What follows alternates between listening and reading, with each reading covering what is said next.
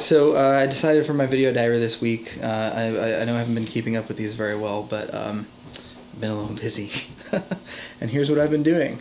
So we are shooting a shot today that is going to look very, very simple when we're done with it, but was enormously complex to actually shoot. So we have Elena von Stroheim playing Amy, operating our A camera. She walked into the room filming Mark, who's editing some behind-the-scenes footage. Where did the picture go? I don't know. Somebody turned off the monitor. Editing some footage on the Wasn't me. on the monitor. She comes in and talks to him. He decides to be playful and turn the webcam on the computer, and pops up a little window here on the webcam, so that we're now shooting back in this direction. So she's shooting him here, he's shooting in this direction. We basically are seeing pretty much the entire room in one go in this shot.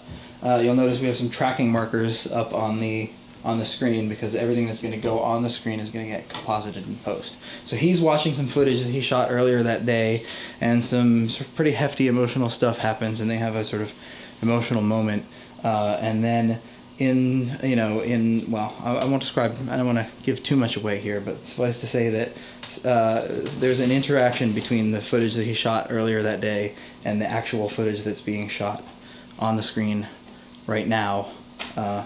So again, we have this right, if you look really closely right here, you will see we actually have our 3D GoPro camera set up back here, disguised a little bit to look like a webcam, and we'll clean that up with visual effects in post to make it look even more like a webcam. That's getting fed outside to our room out there, and that will pretend to be the webcam footage that's on the monitor. There's a gag in the middle of this shot where the specter, the ghost thing or whatever, comes out of the closet. So we have somebody hiding here in the closet. Rob, say hi.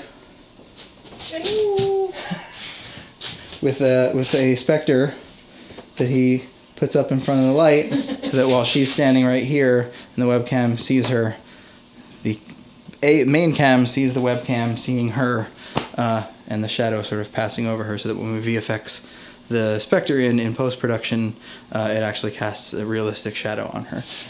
If you come out here, you will see our producer Charles Mulford, who is acting as a grip for this particular shot, controlling the laptop, which is playing back the audio for the footage that will show on the screen that they're reacting to, so we can composite the video in later on. But the actors really needed something to sort of react to for the emotion of it, as well as just for timing's sake, to be able to sort of get into their performance and know exactly when they needed to hit certain cues based on what footage was going to be playing on the screen. We have our monitor right here, which is not showing anything currently, but that was showing the GoPro footage, which is our only way of actually seeing what was happening right here. So the actual camera that was shooting is the camera that Elena has, but because she's being seen by the GoPro, we couldn't run our wireless transmitter to the monitors, which is normally how we monitor our main camera, because you would have seen it in the shot. And so we just kind of had to sort of hope and pray that Elena was getting a good shot, and that when she put the camera down, it was framed up all nice and good, or nice and bad, because it's found footage. We're running sound as well on this shot, which is very unusual for this shoot. In fact, I think this is the first shot where we've actually cheated.